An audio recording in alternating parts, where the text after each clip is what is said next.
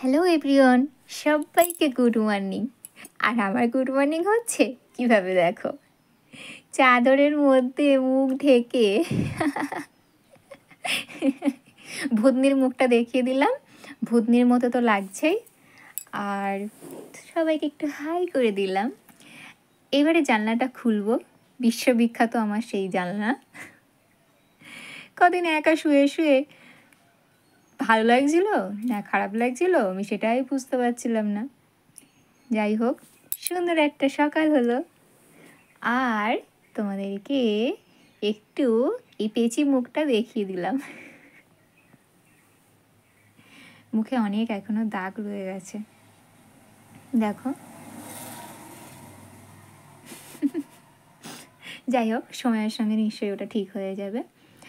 একটু ঠাকুরের মুখ দর্শন করিয়ে দিলাম সবাইকে। আমি যাব এবারে ফুল তুলতে। এই ঘরে দেখছিলাম, দেখো আমার স্মৃতিকে খুঁজছিলাম। আমার হাজবেন্ড উঠে গিয়েছে, আর আমার স্মৃতি দেখি ফ্রিজের মাথায় ঘুমাচ্ছে। কেন বলো তো? আসলে তো পাখা না ছাড়া ঘুমায় না। আর আমার স্মৃতি, ও যদি ঠান্ডা লাগে, আমি যদি থাকি পাশে, তাহলে আমি ওর উপরে একটুখানি বেড কভার কিংবা কাঁথা সাইডে যদি থাকে পায়ের দিকে, ওর গায়ে আমি দিয়ে দিই, কিংবা মশারিটা। কিন্তু যেহেতু ও ঘুমাচ্ছিল, ও নিজে ঘুমাবে না আমার স্মৃতির গায়ে দেবে? যাই হোক, ও ভোরবেলায় তো নিজেই ভীষণ ঘুম পায় ওর, কারণ রাত্রে ফোন টোন দেখে। মা কাজ করছিল, আমি একটু কদিন ধরে ফাঁকি মারছি। যাই হোক, আমি জুতো খুঁজে পাচ্ছিলাম না। কদিন ধরে আমার টুতোগুলো কোথায় কে জানে। আমি সামনের দিকে তো আসছিলাম না অতটা, দেখি সব বটি টটি রয়েছে তার তলায়। এতটা বটি দেখে ভেবো না যে আবার বটির ব্যবসা করি। আমাদের যেহেতু ব্যবসা প্যান্ডেলে, সেহেতু আমাদের বটি দিতে হয়। ওর মধ্যে আমার ঠাকুরের বটিটাও ঢুকে গেছে, জানো না। ভীষণ দুষ্টু আমার বর। ঠাকুরের বটিটাই পেঁয়াজ কেটেছে, সব বটি ভাড়া গিয়েছে। আর একদিনকে ওই বটিটা আমি না, মা ফল কেটে রেখে দিয়েছিল, ও জানে না, ও পেঁয়াজ কেটে দিয়েছে, তাই ঠাকুরের হাতে রাখিনি।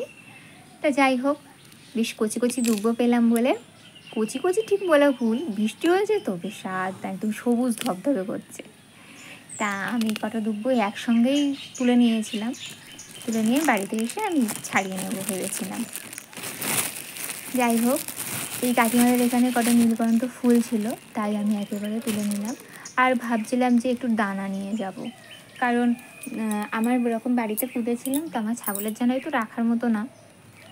তা যাই হোক, দুটো দানা ছিঁড়ে নিলাম।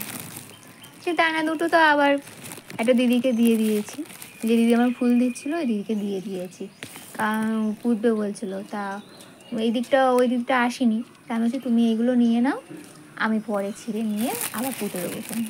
তা আমি একটা দুটো করে আবার এগোতে এগোতে লাগলাম। এই নিম গাছ কি বড়, দেখো আমাদের এখানে প্রচুর নিম গাছ আছে। এই দেখো আমের বোল হয়েছে অসময়ে।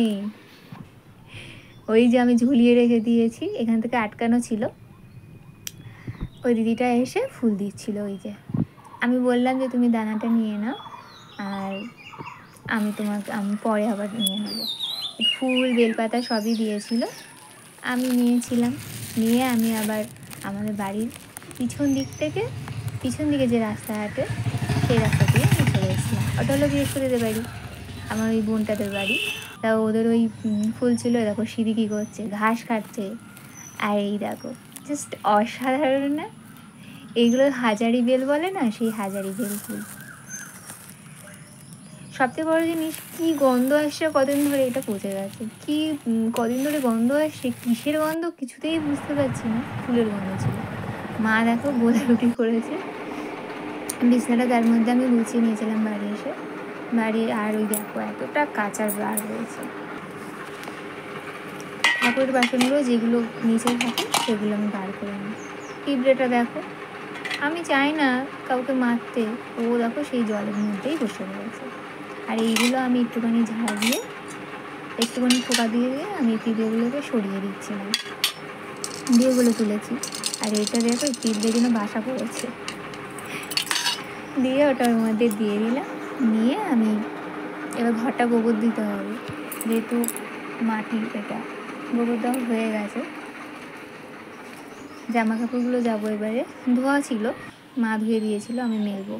এই দড়িতে মেলি, আর দেখো পুরপাড়ে দড়ি দেখা যাচ্ছে, ওই দড়িতে মেলি, সবই আমাদের দড়ি। আর আমার বড় মেয়ে ঘুমাচ্ছিল। আর এই তো কদিন ধরে এই দিয়ে মানে আমার সিঁড়ি কী করেছে, ধুনুচিটার পুরো গোড়াটা ভেঙে দিয়েছে। সিঁড়িতে আমি রেখে দিয়েছি, ও দৌড়ে যাচ্ছে, যেতে গিয়ে আগের দিনে একটা দিয়েছে গোড়া উল্টিয়ে, সেটা পিতলের ছিল। আর সেদিনকে মা আবার একটা কিনে নিয়ে এসেছে, মানে আগের দিনে ওই পিতলেরটা রিপিট ছাড়িয়ে গেছিলো।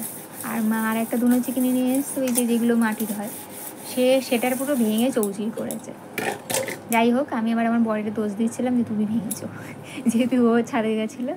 আমি ঠাকুরের বাসনগুলো মেজে দিই, আমি সিঙ্কেই ধুয়ে নিয়েছিলাম, কারণ সিঙ্কটা আমি ভালো করে ধুয়ে নিই। ঠাকুরের বাসন যখন ধুই তখন ওটাকে একটা কলটাকে ভালো করে ধুয়ে নিয়ে তারপরে আমি ঠাকুরের বাসনগুলো ধুয়ে নিই।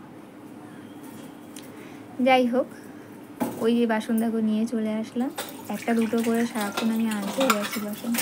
সিঁড়ির সামনেই তো, ও সিঁড়িতে রেখে আসলে ওখানে রাখা যায় না, রাখতে গেলে খুব অসুবিধা হয়, তার জন্য আমি সিঁড়ির উপরে রাখি। আবার রেখে ধোয়া হয়ে গেলে ঘরে রেখে তারপরে আবার বাসনগুলো নিয়ে খাইতে করে ধুয়ে নিই।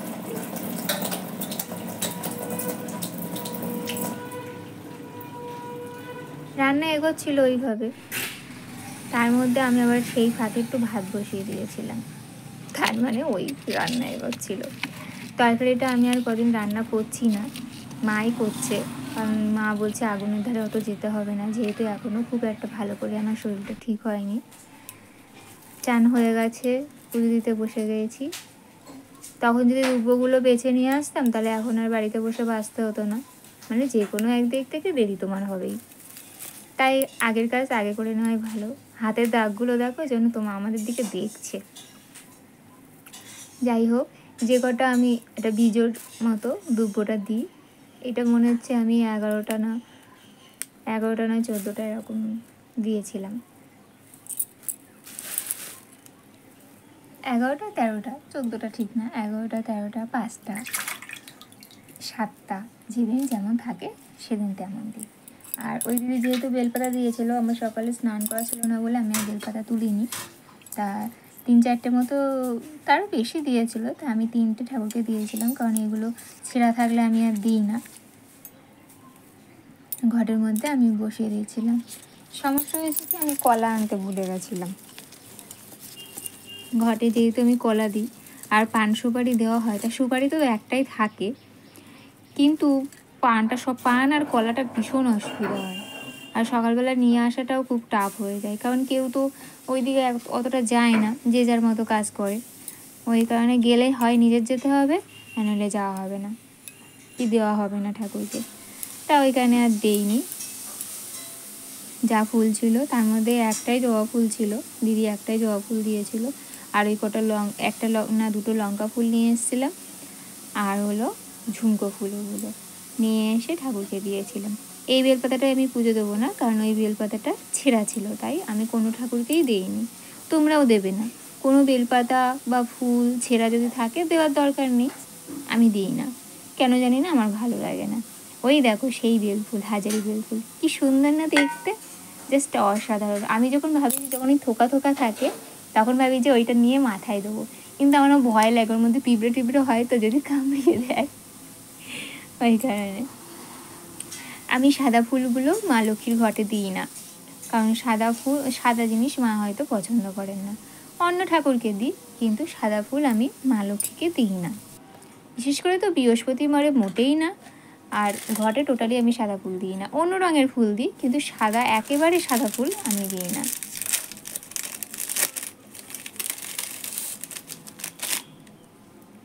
আরেকটা জিনিস বলে দিই, ধূপ যদি মনে করো, অনেকে 2টো দেয়, অনেকে 3টে দেয়, একটা অনেকে দিতে চায় না, আমি কিন্তু একটাই দিলাম।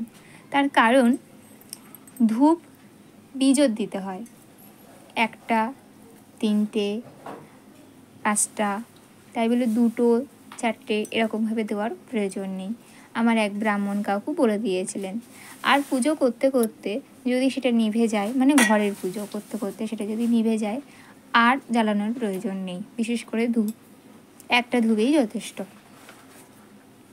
আর প্রদীপটা তো আমাদের সামনে থাকে, প্রদীপ নেবার চান্স অতটা থাকে না, কিন্তু একটা ধূপ নিভে যায়, একটা টাইম হলে ওটা শেষ হয়ে যায়, কি একটা বাতি।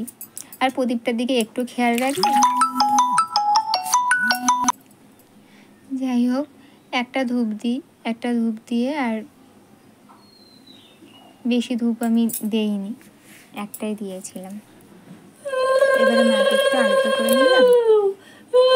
আর সন্ধেবেলায় আমি পাঁচালিটা পড়ি, দুপুরবেলায় আর পাঁচালিটা পড়ি না।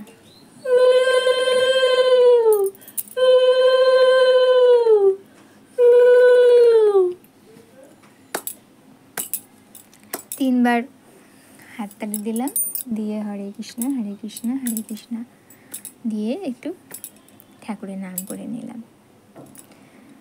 আমার দিদাকে আমি একদিন প্রশ্ন করেছিলাম, এটা আমি স্টপ করছি। আমার দিদাকে আমি একদিন প্রশ্ন করেছিলাম, আমার দিদার মানে আমি ছোটোবেলা থেকে দেখে আসছি, উনি টিকা টিকা দিতেন, সবাই ঠাকুরকে খুব ভালোবাসতেন। তা আমি দিদাকে একদিনকে বলেছিলাম যে দিদা আমি পুজো দিই, কিন্তু আমার মনে সন্তুষ্টি আসে না, কেন আসে না? আমার তো দিদা বললো যে কেন, কী বৃত্তান্ত? তো তখন আমি বলেছিলাম যে মনে হয় যে আমার কোথাও কমতি আছে বা খামতি আছে। তখন আমার দিদা আমাকে বলেছিল যে পুজোর হওয়ার পরে বা পুজো করার পরে তো যখন সব কিছু দেওয়া হয়ে যাবে, তখন হরে কৃষ্ণ 3 বার বলতে।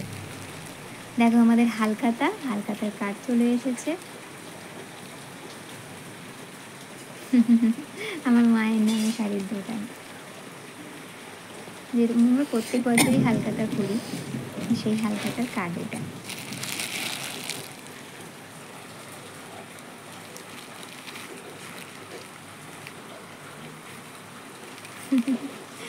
এই হালখাতার কাঠ এতটা লিখতে হবে। রাত্রে বসে বসে আমি কিছুটা লিখেছিলাম, আর এই লিখতে হবে। এই হলো আমাদের